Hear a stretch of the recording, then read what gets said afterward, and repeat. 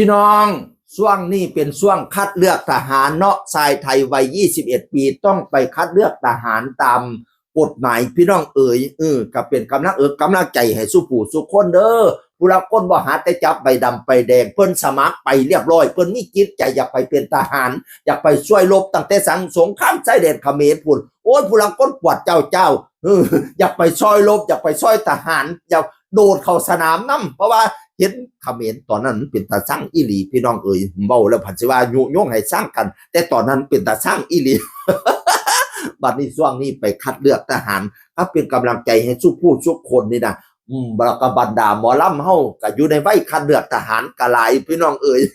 และที่สำคัญเป็นสาวสองกะหลายว่าให้เนี่ยโอ้ยก็เห็นอกเห็นใจอยู่บรรดาสาวสองไปคัดเลือกทหารกะได้หมอลำค่ำผุนรวมมิตรเพิ่นมาโพสต์ว่าจังสิล่ะลูกๆแล้วไปโพสต์ไปคัดเลือกทหารพักวงหลายวันให้น้องๆไปเกณฑ์ทหารค่ะอย่าลืมกันเด้อค่ะแต่มีมินิคอนเสิร์ตนะคะน้องน้ำหนึ่งน้องไม่กี้น้องเอ็มมาพะนะว่าลูกสาวค่ำผุนมีแต่ผู้สวยๆเลิศๆแท้ลูกเลิศค่ะเต็มที่ทำหน้าที่สิเกิดเป็นอย่างก็ตามสร้างแต่ว่าเพศ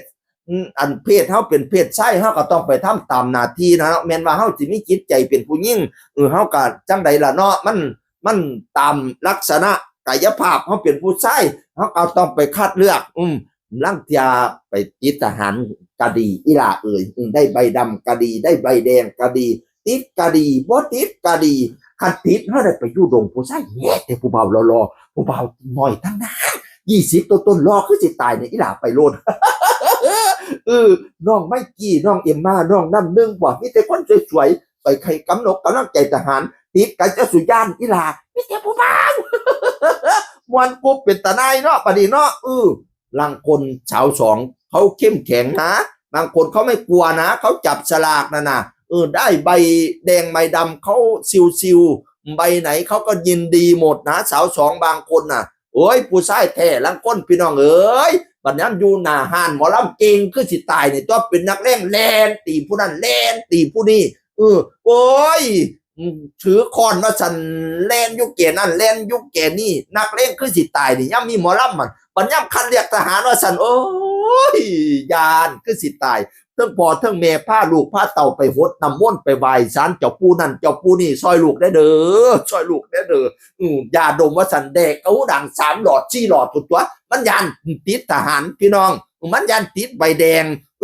มันย่ำว่าฉันตีกันเก่งคือสิตายนี่มันย่ำรัดคัดเลือกสนานว่าทหารว่าฉันนาเลี้ยงก็เป็นกล้วยบ่มอีแม่ข่อยเอ่ยเก่งให้เว้าให้ผู้บางคนเด้อบ่ได้เว้าให้ทุกๆคนเด้อผู้บางคนมันเก่งอีหลีมันเป็นนักเลงหน้าห้านตุ้มนี่เป็นตาจับมันไปเป็นทหารเบิดอยู่พี่น้องเอ่ยนี่ละคันเก่งล่ะให้ไปเก่งชายแดนเก่งใช่ไหมเก่งแล้วต้องไปชายแดนเดี๋ยวบ่ลำเพิ่นว่านั่นน่ะอย่าสุไปเก่งอยู่หน้าห้านใช้ความสามารถให้ถูกต้องมักต้อยมักตีพุ่นไปอยู่ชายแดนประจำการพุ่นไปรบกับเขมรพุ่นบ่แม่นว่าย่ำสิเป็นทหารคันเรียกทหารว่าซั่นย่านตายคือหายเฮ้ยเขาเว้าซะเถาะ เป็นกำลังใจให้น้องน้ำหนึ่งน้องไมกี้น้องเอ็มม่านะคะติดก็ดีไม่ติดก็ดีลูกสู้ๆนะลูกนะ ลูกสาวคำผุนรวมมิตรเสียงคือคนเก่าเว้าสู่ฟังสวัสดีครับ